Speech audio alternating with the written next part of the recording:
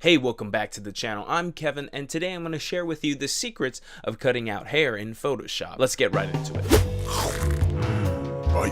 If you're new to the channel, the BiteSized series is where I share short tips that can help you with your filmmaking. So remember to subscribe if you haven't already. You might be asking, hey, Kevin, why is learning to edit your hair out important for filmmaking? Well, video is simply pictures in motion. Knowing how to manipulate and take photos is as important as anything else in filmmaking. Learning the different ways to cut things out, especially things like hair, can give you ideas when it comes to masking and editing. In the context of YouTube, we can use it for our thumbnails. Thumbnails are just like the VHS covers at Blockbuster.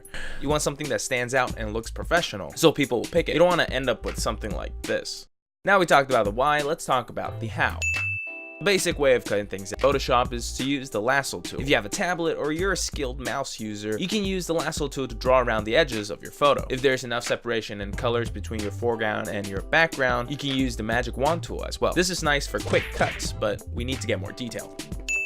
Color range is a pretty neat tool in Photoshop, and you can find it under the menu option select. The command itself selects a range of colors. When you activate this tool, it'll give you an eyedropper, where you select the color and it highlights every instance of that color in your photo. Since all we want is a clean edge for our hair, you want to select the edges of the hair and click OK. Don't worry about everything else for now. Create a layer mask by clicking this button, and open a mask by holding Alt and clicking the black and white image. Once there, we want to switch to a brush tool. White is what's revealed and black is what is hidden. If I fill this all in with white and color the background black, you can see that we have successfully cut out the edges for our hair.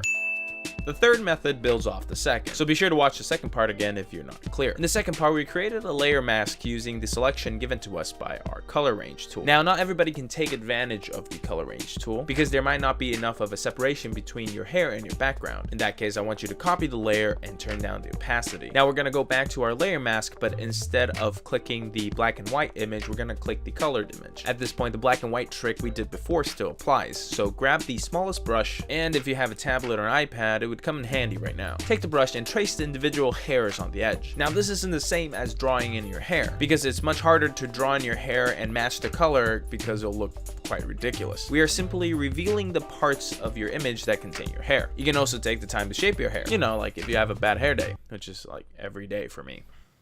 Look at that. Hope you learned something in this video. Like the video if you liked it, and subscribe if you haven't already. If you have a question, feel free to leave it in the comment section below and I'll do my best to answer them. And until the next video, I'll see you later.